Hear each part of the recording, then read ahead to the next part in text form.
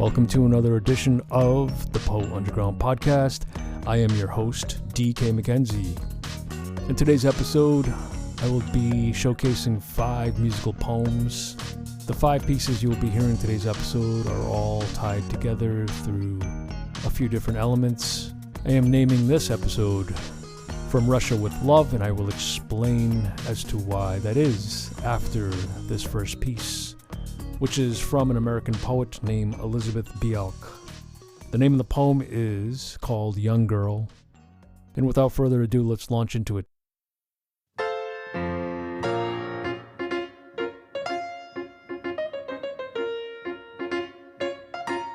There is music in her feet. There are kisses in her eyes. There is music in her feet as she trips along on her high-heeled patent leather pumps that beat a rapid tattoo upon the pavement. In short sounds, pank, pank, pank. Pank, pank, pank go the 3-inch heels, and her shoulders sway, and her hips sway to the music of her feet. Dancing or walking, there is music in her feet. There are kisses in her eyes. Last night he kissed me. Tonight he'll kiss me again, and there's room tomorrow, and tomorrow, and tomorrow. Time for a million kisses. Pank, pank, pank go the 3-inch heels as her eyes glance arrogantly at passers-by. There is music in her feet. There are kisses in her eyes. I hope you enjoyed that piece. I wish I could say I was playing the piano in that, and I was not. I wish I could say I was the composer for that piece, and I was not. This is the first time in this podcast where we're showcasing the music of another composer. That composer happens to be a Russian composer named Dmitri Shostakovich, who you may or may not have heard of. You've probably heard one of his famous pieces. It's called Waltz No. 2. It was played at the beginning of Stanley Kubrick's Eyes Wide Shut. I've heard it on commercials and other films. It's a very beautiful piece. It actually is probably the most normal sounding piece of Shostakovich. He's very well known for having a lot of dissonance and dark tones and a lot of surprises in his music, which is probably why I like it.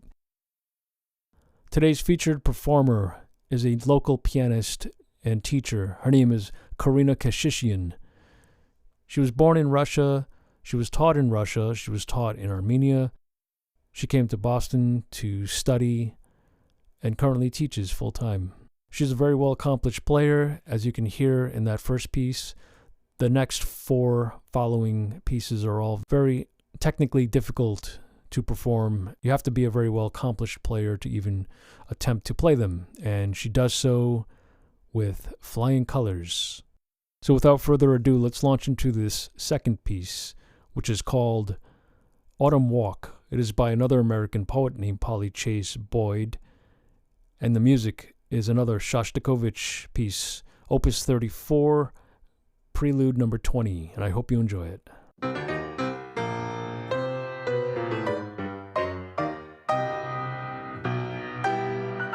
A maple, frost ignited, was a sort of flame that reared itself between them. The fine cord which bound the wrists was severed. When they came upon a tree in autumn, the soft word, the gentle speech of fingers, were ashamed, challenged by that weapon of the Lord. Hands that had clung so closely were cut free, to beat with helpless fury the blue air, to storm the portals of eternity, with wrists as cold as moonlight and as bare. And all because a flaming maple tree rose like a sword between them. And this third piece I call The Seagull, second verse. It comes from a very famous play called The Seagull by the Russian writer named Anton Chekhov, who is considered to be one of the best short story writers of all time. The music comes from another Russian composer named Prokofiev, who is probably best known in America for a piece called Peter and the Wolf. And without further ado, let's launch into it.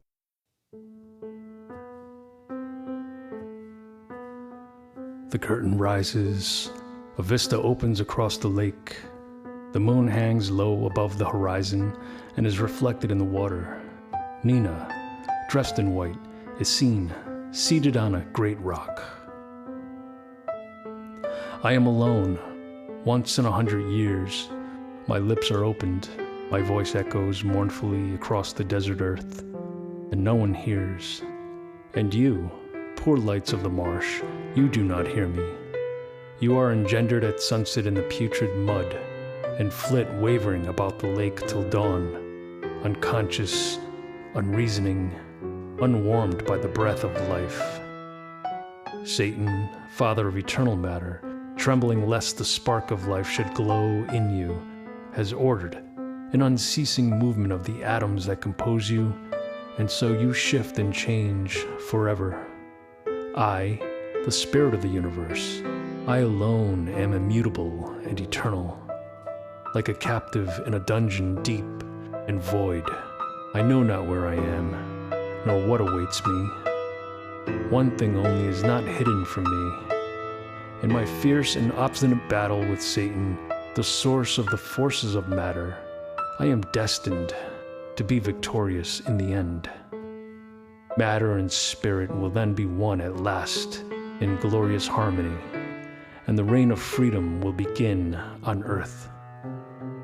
But this can only come to pass by slow degrees, when after countless eons, the moon and earth and shining Sirius himself shall fall to dust.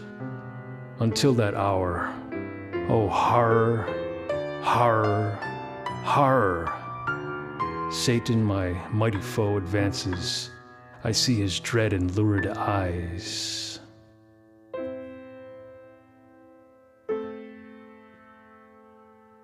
And now I'd like to play you an excerpt from an interview that I did with Karina talking about Prokofiev. Well, I found the pieces and I was able to practice them in a very short time. This is the children pieces that Prokofiev has written in 1935 and 36, specifically for children to get into classical music, get into it, and start loving classical music, I would say. So it's very melodic and it's very charismatic and resembles each piece. It's 12 of them. Each piece is a story. There is a piece named Walk. There's piece is a fairy tale. There's piece is Tarantella that I played along with fairy tale. All of them are very, very explicit and melodic and easy to understand for children. And this third piece is from another American poet. His name is Donald Evans. The name of this piece is Dinner at the Hotel de la Tigris Verte. I'm not sure if I pronounced that right. This comes from a collection of poetry called Two Deaths in the Bronx. The music comes from a composer you all have heard of, Tchaikovsky, who's probably best known in America for The Nutcracker. This piece comes from a famous ballet called Swan Lake, which, if you remember a few years ago, Natalie Portman did a movie called The Black Swan, which featured this music. The name of this piece is called The Dance of the Little Swans, and I hope you enjoy it. Dinner at the Hotel de la Tigris Verte. Number 1, Terrace. As they sat sipping their glasses in the courtyard of the Hotel de la Tigris Verte, with their silk-swabbed ankles softly kissing, they were certain that they had forever imprisoned fickleness in the vodka. They knew they had found the ultimate pulse of love. Story upon story, the dark windows whispered down to them from above, and over the roof's edge danced a gray moon. The woman pressed her chicken skin fan against her breast, and through her ran trepidant mutinies of desire with treacheries of emotion. Her voice vapored. In which room shall it be tonight, darling? His eyes swept the broad facade, the windows. Tier upon tier his lips were regnant. In every room, my beloved. Number 2, loyalty. I am kissing your wayward feet. The rumors of flight are broken. Your hands are a dear pale token. I adore you to touch me, sweet. And now are the frail vows spoken. It is bravely the words are said. Faith is a flash on our faces. We mock as the mummer traces the dawn when the month is dead. Loyalty must, like your laces.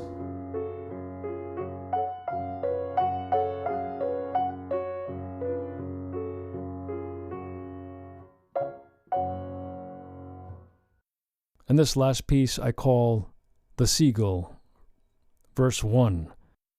It also comes from Act 1 of The Seagull from Anton Chekhov, and the music comes from another Russian composer named Mussorgsky, who's probably best known for a piece called A Night on Bald Mountain, which was featured in the movie Fantasia. This piece comes from his work called Pictures at an Exhibition, and the name of this piece is called A Tear. And without further ado, let's launch into it, and I hope you enjoy it.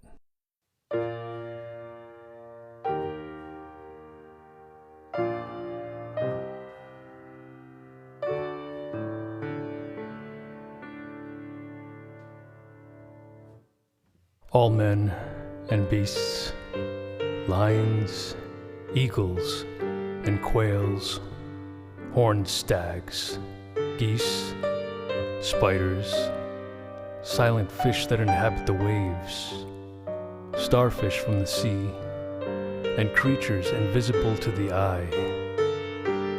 In one word, life, all life, completing the dreary round imposed upon it, has died out at last.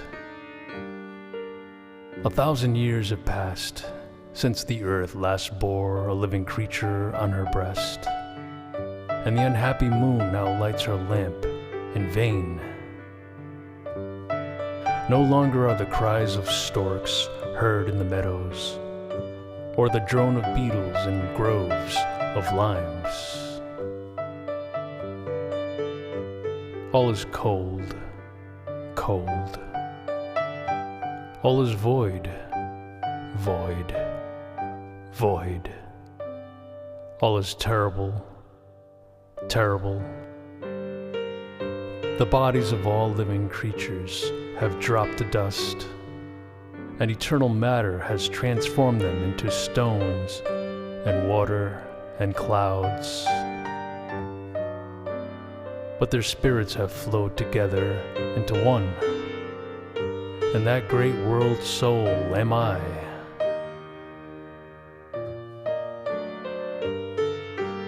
In me is the spirit of the great Alexander, the spirit of Napoleon, of Caesar, of Shakespeare, and of the tiniest leech that swims.